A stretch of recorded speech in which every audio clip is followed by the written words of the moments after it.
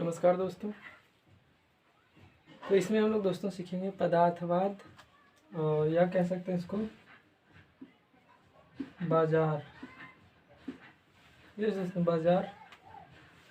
तो इसमें क्या करते हैं हम लोग, पदार्थवाद का मतलब क्या हुआ कि हम लोगों का जो ध्यान है, यानी जो हम लोग को मन में घुसा हुआ है, वो सिर्फ पदार्थ घुसा हुआ है।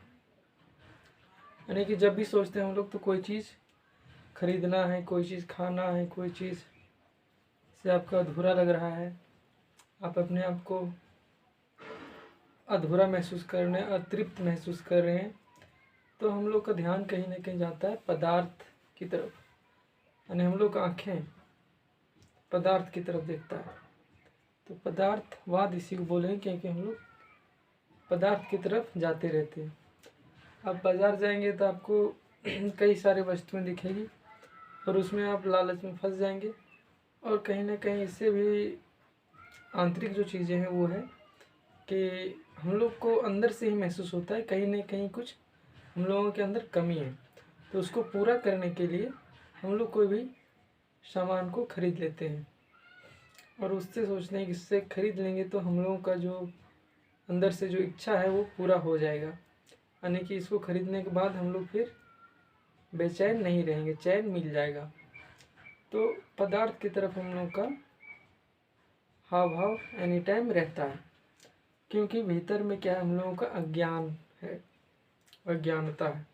तो हम लोगों का परम धर्म जो होना चाहिए वो ज्ञान की तरफ बढ़ना चाहिए। ज्ञान की तरफ बढ़ने का धर्म होना चाहिए। चेतना को ऊपर लेवल तक ले जाने का धर्म होना चाहिए। लेकिन हम लोगों का धर्म जो होता है वो पदार्थ को अधिक से अधिक खरीद लेना होता है, अधिक से अधिक अपने में जोड़ लेना होता है। पैसा भी क्या है, पदार्थ है, यानी अधिक से अधिक ले रहे हैं, यानी कि आपका ध्यान पूरी तरीके से पदार्थ की तरफ है। इसीलिए उसी को कहा जाता है कि पदार्थवादी। आप पदार्थवादी हैं, हम लोग पदार्थवादी हैं, क्योंकि हम लोग का ध्यान जो पूरा है पदार्थ की तरफ है। यानी कहीं ना कहीं कोई चीज़ को खरीदें, कोई चीज़ को खाएं, यही कहलाता है पदार्थवाद। और यही पदार्थवाद के कारण पर्यावरण को काफ़ी नुकसान हो रहा है दोस्तों। अब देखेंगे शहरों में बहुत सारे प्लास्टिक का ढेर लगा हुआ मिलेगा, बहुत सारे प्लास्टिक नाला में मिलेगा, वहाँ पानी भी नहीं बह पा रहा है, और फिर वो प्लास्टिक धीरे धीरे नदियों में चला जाता है और वाटर यानी पानी को दूषित कर देता है, और वो जम जाता है एक जगह पर। तो धीरे धीरे वहाँ से फिर धूप उस पर पड़ता है, फिर गैस निकलता है, और तो उससे फिर वातावरण को भी नुकसान होता है। और प्लास्टिक अधिक हो जाने से हम लोग को परेशानी जब होता है तो हम लोग क्या करते हैं, उसको जला देते हैं, क्योंकि हम लोग पास कोई समाधान है नहीं प्लास्टिक को डिजॉल्व करने का। तो हम लोग सिर्फ उसको जला देते हैं। जलाने से भी बहुत सारे कार्बन मोनोऑक्साइड निकलता है, जो ओजोन परत को जा कर के वायुमंडल में छेद कर देता है, जिससे हम लोग का गर्मी काफ़ी बढ़ रहा है। डायरेक्ट किरण जो है सो सूरज का किरण डायरेक्ट पृथ्वी पर पड़ने लगा है, जिसके कारण गर्मी बहुत ही ज़्यादा बढ़ने लगा है दोस्तों। और भी कई कारण हैं, जैसे पेड़ बहुत सारे हम लोगों ने काट दिया है खेती करने के लिए, तो वहाँ पे पेड़ है नहीं, तो वहाँ पे गर्मी सोखता है धरती, क्योंकि वहाँ पे पेड़ है नहीं, उसको छांव नहीं मिल रहा है, ढका हुआ नहीं है, जिसके कारण पृथ्वी बहुत गर्म हो जा रहा है, और हम लोगों को भी काफ़ी नुकसान होने, यानी हम लोग उस टेम्परेचर को झेलने का क्षमता नहीं होगा अगर इसी तरह से चलता रहे तो। इस सब को ख़त्म करने के लिए सिर्फ हम लोगों के पास एक ही उपाय है कि लालच में कोई भी काम को न करें, और कोई भी काम अधिक से अधिक यानी कि जानने का प्रयास करें, ज्ञान की ओर बढ़ें कि किससे कितना नुकसान हो रहा है।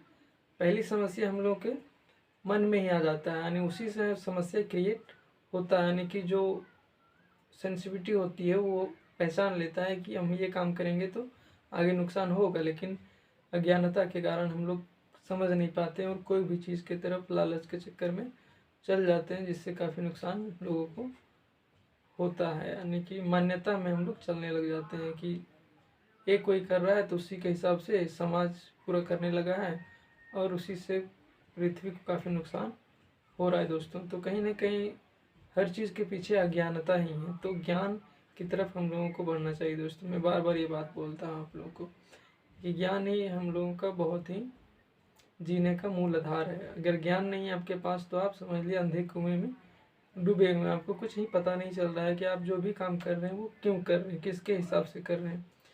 तो हम लोग जो है अंदर से हम लोग के अंदर कामना बैठी हुई रहती है कि हमको ये करना है, वो करना है, वो चाहिए, ये चाहिए।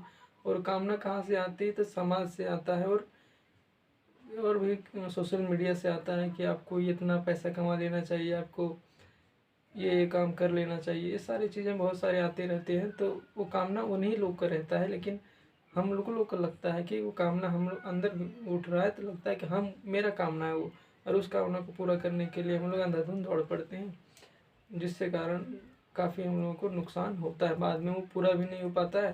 अगर पूरा होता भी है तो पूरा धरती को बर्बाद करते उसके बाद ही वो कामना पूरा होता है। तो आजकल देखेंगे बहुत सारे के पास बहुत बड़े बड़े बिल्डिंग हैं, बहुत सारी कंपनियां हैं, बहुत सारे उसके पास पैसा है, लेकिन उस पैसे के चलते पृथ्वी पूरा बर्बाद हो रही है, जल दूषित हो गया है। तो वो कंपनियां भी आखिर क्यों चल रही? क्योंकि हम लोग उसका सामान बहुत सारे खरीदते हैं, कहीं ना कहीं खरीदते हैं, इसीलिए उस कंपनी भी रन कर रही होती है। तो प्लास्टिक कहा जाए तो हम लोग अगर खरीदेंगे नहीं सामान ज़्यादा तो प्लास्टिक का भी अंबार ढेर बहुत ज़्यादा शहरों में नहीं होगा, गाँव में नहीं होगा, नदी गंदी नहीं होगी। तो कहीं ना कहीं लालच से ही सब कुछ बढ़ रहा है और अज्ञानता से ही बढ़ रही है। हम लोग कम से कम अगर खाएं तो क्या दिक्कत है? कई महापुरुषों को देखें आप तो वो कितना दिन तक भूखे रह गए थे। जैसे भगत सिंह, आप जानते हैं, महापुरुष, क्रांतिकारी, जो कि 112 दिन तक, मुझे याद होगा तो 112 दिन तक उन्होंने उपवास किया था जेल में। और जतिन दास 63 दिनों तक उपवास किया था, उन्होंने किए थे। क्रांतिकारी थे, महान क्रांतिकारी उन्होंने भी। तो उन्होंने अपना प्राण त्याग दिया। और हम लोग एक दिन भी भूखा नहीं रह सकते हैं। यानी एक दिन क्या, 10 मिनट में कुछ ना कुछ खाते रहते हैं, और प्लास्टिक वाला चीज़ ही खाते हैं, खरीद खरीद कर खाते हैं। तो जिससे प्लास्टिक से और सारे आ रहे हैं और जिससे काफ़ी नुकसान हो रहा है दोस्तों। तो ज्ञान की ओर बढ़ें दोस्तों, यही मेरा कहना है। और यही पूरे धर्म, सच्चा धर्म, उसका कहना भी यही है कि ज्ञान की तरफ बढ़ना चाहिए दोस्तों। ज्ञान की तरफ बढ़ना ही सच्चा धर्म है, बाकी सब बेकार है। तो धन्यवाद दोस्तों सुनने के लिए। मिलेंगे अगले वीडियो में, तब तक के लिए बाय।